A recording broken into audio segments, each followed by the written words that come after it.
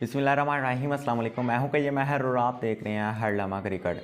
अभी अभी थोड़ी देर पहले पाकिस्तान क्रिकेट टीम के चीफ सेलेक्टर इंजमाम उल हक ने प्रेस कॉन्फ्रेंस की है और उस प्रेस कॉन्फ्रेंस में उन्होंने पाकिस्तान का जो कि हमने अफगानिस्तान से ओडी मैचेस की सीरीज़ खेली है, 3 ओडी मैचेस की सीरीज़, और एशिया कप 2023 के लिए स्क्वाड का ऐलान कर लिया है। पाकिस्तान के दोनों स्क्वाड का ऐलान हुआ है। यही स्क्वाड जो है वो अफगानिस्तान वाली सीरीज़ में भी खेलेगा, जबकि यही स्क्वाड एशिया कप में भी जगमगाता हुआ नजर आएगा। दोनों स्क्वाड्स का ऐलान किया गया है, लेकिन 18 रुकनी ये स्क्वाड है। इस स्क्वाड पर हम डिटेल के साथ एनालिसिस करेंगे और कुछ प्लेयर की सिलेक्शन मेरी समझ से बहुत दूर है। ये क्या हुआ है, कुछ ऐसे नाम हैरानकुन आए हैं, उस पर भी हम डिटेल के साथ बात करेंगे। जबकि उसके साथ एक जो बड़ी चीज़ है वो ये है कि 15 रुकनी स्क्वाड चाहिए होता है एशिया कप के लिए, लेकिन पाकिस्तान टीम के जो कि इंजमाम उल हक साहब हैं उन्होंने 18 पिक की हैं। 3 नाम उन्होंने कहा था कि ये 15 हैं, 3 ये सिर्फ अफगानिस्तान वाली सीरीज़ खेलेंगे।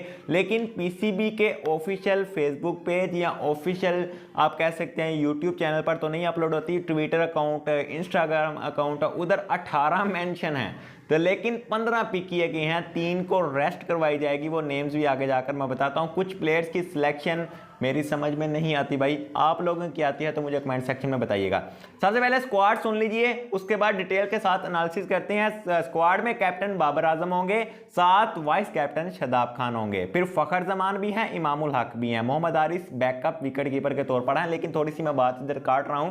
बात असल में यह है कि स्क्वाड का ऐलान सुबह होना था, लेकिन सुबह स्क्वाड का ऐलान नहीं किया जा सका। उसकी भी एक रीजन थी। मिकी आर्थर साहब कहते थे कि सरफराज अहमद को पिक करना है मैंने स्क्वाड में, जबकि जो इंजमाम उल हक साहब हैं वो कहते हैं नहीं यार, मैं हारिस सोहेल को पिक करना चाहता हूं। बैकअप विकेट कीपर के तौर पर भी वो खेलेगा और वैसे भी वो खेलेगा। और जबकि बाबर आजम साहब कहते थे कि मैंने पिक करना है सिर्फ मोहम्मद हारिस को। तो ये तीनों की सुबह जंग छिड़ रही थी। बाबर कुछ कह रहे थे, बाबर मोहम्मद हारिस को पिक करना चाह रहे थे बैकअप विकेट कीपर के तौर पर, जबकि मिकी आर्थर साहब बैकअप विकेट कीपर के तौर पर सरफराज अहमद को पिक करना चाहते थे। इंजमाम उल हक जो कि हमारे चीफ सिलेक्टर हैं वो चाहते थे कि हारिस सोहेल टीम में शामिल हो। तो इसलिए सुबह स्क्वाड का ऐलान नहीं हो सका। उसके बाद डिस्कशन हुई तो फिर बाबर आजम विन हो गए, क्योंकि बाबर के पास वो इख्तियार है, वो बाबर की चलती है यार, सीधी सी बात है, बाबर की चलती है इस टीम में। बाबर ने अपनी पसंद के साथ मोहम्मद हारिस को पिक किया है। सरफराज की मौजूदगी में हारिस को पिक करना, इस पर भी हम डिटेल के साथ आगे जाकर बात करेंगे। जबकि मोहम्मद हारिस सोहेल को भी नहीं रखा गया, इंजमाम उल हक की भी नहीं चली, उनकी भी नहीं चली। असल रीज़न ये थी, लेकिन कुछ और इंजमाम उल हक साहब ने बहाना बनाया आते सारी, लेकिन असल वजह ये थी कि इन तीनों के ना एक नेम बैकअप विकेट कीपर के तौर पर जो नेम था उस पर बहस चली थी, जिसकी वजह से अब स्क्वाड का ऐलान किया गया है, जो कि सुबह हो जाना था, इसलिए लेट हुआ है। आगे जाते हैं। मोहम्मद हारिस के बाद मोहम्मद नवाज भी टीम का हिस्सा हैं। कुछ ऐसे प्लेयर्स हैं उनको नहीं रखा गया, उस पर भी मैं बात करूंगा। फिर Mohammad Rizwan wicket keeper professional होंगे, मोहम्मद हारिस बैकअप होंगे। 8वें नंबर पर इफ्तिखार अहमद को भी शमूलियत इख्तियार करवा दी गई है, जबकि फ़हीम अशरफ, इस नेम पर भी बात करते हैं, इनको भी रखा गया है। 10वें नंबर पर अब्दुल्ला शफीक, इस पर भी थोड़ी सी मैं कंट्रोवर्सी चलेगी, इस पर भी बात करेंगे। 11वें नंबर पर सौच कील को शामिल किया गया है, अच्छा फैसला मेरी नज़र में। तैयब ताहिर जो कि अमर्जिंग एशिया कप में दमाल किस्म की उन्होंने बैटिंग की थी, उनको भी शामिल कर लिया गया। पीएसएल में भी खेलते रहे हैं कराची किंग्स की तरफ से। 13वें नंबर पर जो कि हारिस रऊफ को रखा गया है। फिर वसीम जूनियर को 14वें नंबर पर, 15वें नंबर पर सलमान अली आगा द गोट साहब को भी शामिल किया गया है, अच्छा फैसला मैं समझता हूं। 16वें नंबर पर आते हैं नसीम शाह। 17वें नंबर पर आते हैं सौच, जो कि आप कह सकते हैं सौच कील का नाम है। उसके अलावा शाहिन शाह अफरीदी भी 18वें नंबर पर आते हैं। तो ये टीम है 18 रुकनी स्क्वाड, जो कि आप नीचे भी देख रहे होंगे, ये सभी वो प्लेयर्स मौजूद हैं। लेकिन अब कुछ प्लेयर्स पर कंट्रोवर्सी चल रही है, उस प्लेयर्स पर हम बात करेंगे। सबसे पहला जो नेम है वो इमाद वसीम। मैं क्वेश्चन उठाना चाहता हूं, वेयर इज इमाद वसीम? इमाद वसीम ये ऑलमोस्ट, ये आप कह सकते हैं मोस्ट प्रोबेबली यही वर्ल्ड कप के लिए हमें स्क्वाड नजर आएगा। बहुत कम है कि इसमें रद्दोबदल हो, बहुत कम चांसेस हैं, क्योंकि इसके बाद एशिया कप के बाद हमने डायरेक्ट वर्ल्ड कप खेलना है। अगर 1-2 प्लेयर अच्छी परफॉर्मेंस नहीं दिखाते फिर जाकर चेंज हो सकता है, लेकिन मोस्ट प्रोबेबली यही है। 15 रुकनी उधर भी इंडिया में ही लेके जाने हैं और एशिया कप के लिए 15 चाहिए। 3 प्लेयर्स इनमें से निकल जाएंगे ऑलमोस्ट, मोस्ट प्रोबेबली वही है कि सोच कील निकल जाएगा, एक तैयब ताहिर निकल जाएगा, उसामा मीर या व्हाट्सएवर देखते हैं कौन निकलता है। ये 3 प्लेयर्स तो निकल जाएंगे अफगानिस्तान वाली सीरीज खेलने के बाद। लेकिन where is Imad Wasim? Imad Wasim India में जब जाते हैं, अगर एशिया कप को निकाल कर अगर हम बात करें, ये मैच ये नहीं कह रहा कि नवाज जो है वो अच्छा बोल, नवाज भी मैच विनर है यार, लेकिन इमाद वसीम ओडीआई में जिस तरह की बैटिंग करता है ना वो अलग है भाई, वो यूनिकनेस का अलग लेवल है। तो मेरी समझ में नवाज से ज़्यादा बेस्ट जो हो सकते थे इमाद वसीम हो सकते थे, लेकिन पाकिस्तान क्रिकेट बोर्ड के चेयरमैन तो नहीं, मैं इधर कहूँगा बाबर आजम के प्लान में शामिल नहीं है इमाद वसीम, सीधी सी बात है, इसलिए पिक नहीं किए गए। बाबर ने अपनी मनमानी पर मोहम्मद हारिस को पिक कर लिया, इमाद वसीम को भी कर सकते थे, लेकिन बाबर के वो प्लान में शामिल नहीं है, असल वजह ये है। तो मैं सरप्राइज हुआ हूँ इस नेम पर। उसके अलावा दूसरा नेम है सरफराज मोहम्मद हारिस। दो नेम है, सरफराज भी है, मोहम्मद हारिस भी है। मोहम्मद हारिस और सरफराज, भाई पहली बात हमें समझना पड़ेगा, इस पर बहुत कंट्रोवर्सी चल रही है इस वक्त सोशल मीडिया पर। अगर देखें तो बहुत से सवाल उठ रहे हैं कि वेयर इज सरफराज, हारिस जो है वो आज का बच्चा सरफराज को बीट कर रहा है। तो मैं थोड़ा सा जवाब देना चाहूंगा। पहली बात, ये ओडीआई फॉर्मेट है। ओडीआई फॉर्मेट इनिंग्स को बिल्डअप करना होता है, ना कि सिर्फ 15-20 रन बनाए तो बस बात खत्म। नहीं जी, इधर सरफराज मैं समझता था कि बैटर चॉइस थे देन मोहम्मद हारिस, लेकिन मोहम्मद हारिस की रीसेंट फॉर्म भी कोई खास चल नहीं रही। इमर्जिंग एशिया कप में 1-2 मैच में उन्होंने रन्स बनाए, उसके अलावा उनका बैट नहीं चल पाया।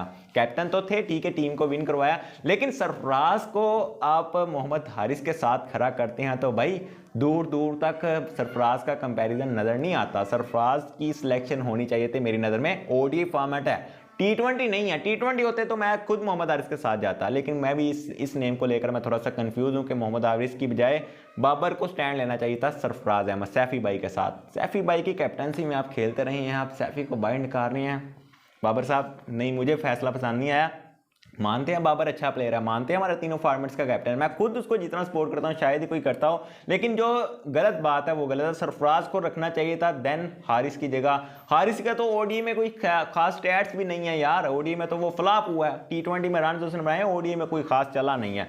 उसके अलावा एक नेम जो आप भी जानना चाहते थे कि भाई ये नेम, दो नेम ऐसे हैं, एक एहसानुल्लाह, वो अभी इंजर्ड है इसलिए एहसानुल्लाह को शामिल नहीं किया गया। वो अभी रिहैब का प्रोग्राम चल रहा है, D100 में उसको शामिल किया गया था लेकिन नहीं खेल रहा, इंजर्ड हो चुका है, जिसकी वजह से शायद वर्ल्ड कप में अगर मौका मिलता है हम टीम में तब्दीलियां करते हैं, उसको लाते हैं। अभी वो फैसला नहीं, अभी वो रिहैब पे चल रहा है, अभी वो इंजर्ड है। दूसरा नेम है, मैं खुद शाक हूँ यार, इस लड़के को होना चाहिए था, वो है जमान खान।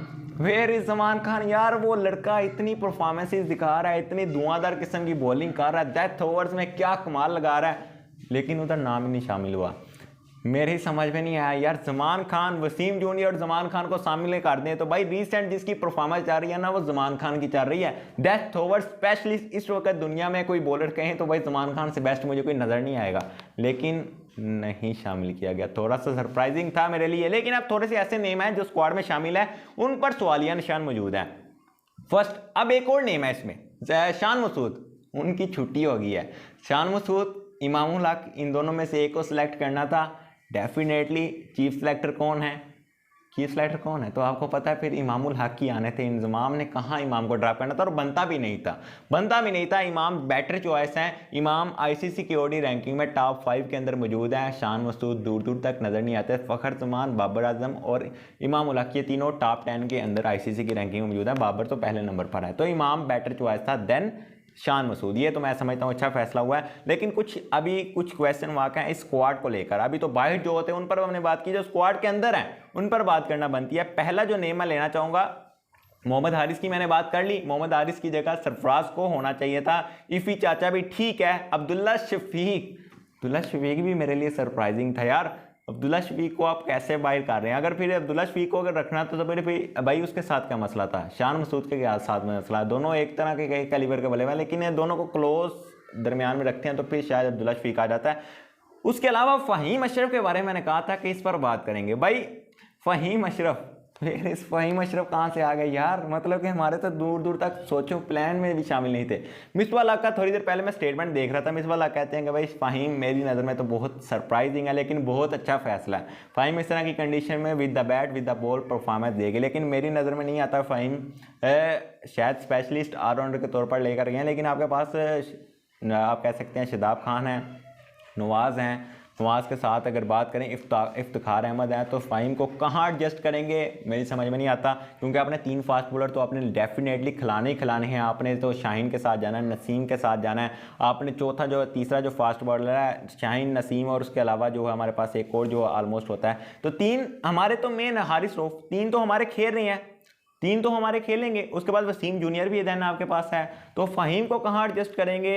शादाब को आपने रेस्ट करवानी नहीं, वाइस कैप्टन है, मेरी समझ में नहीं आता प्लेइंग 11 में आप कैसे शामिल करेंगे। नवाज के भी होते हुए थोड़ा सा मुश्किल है। सोचकिल की सिलेक्शन पर मैं ज़रा अच्छा कहूँगा कि भाई अच्छी बात है, सोचकिल जिस तरह की फॉर्म में चल रहे हैं। वसीम जूनियर की सिलेक्शन पर थोड़ा सा सवालिया निशान मौजूद है। जमान खान बेटर चॉइस हो सकते थे, बॉलर्स की आपके पास कमी नहीं है। आपने 3 फास्ट बॉलर खिलाने हैं, 4 के साथ नहीं जाएंगे यार। इंडिया की कंडीशन, वर्ल्ड कप को मैं अगर बात कर रहा हूँ, श्रीलंका की कंडीशन में भी 4 फास्ट बॉलर मेरी समझ में नहीं आता। 3 बेस्ट हैं, बहुत हैं। एक ऑलराउंडर फ़हीम को जब आपने सेलेक्ट कर लिया तो भाई वसीम जूनियर की जगह बनती नहीं थी, तो वसीम जूनियर की जगह अब जमान खान को रख लेते। अगर आपने फास्ट बॉलर के साथ ही जाना तो जमान खान मेरी समझ में बेस्ट ऑप्शन था।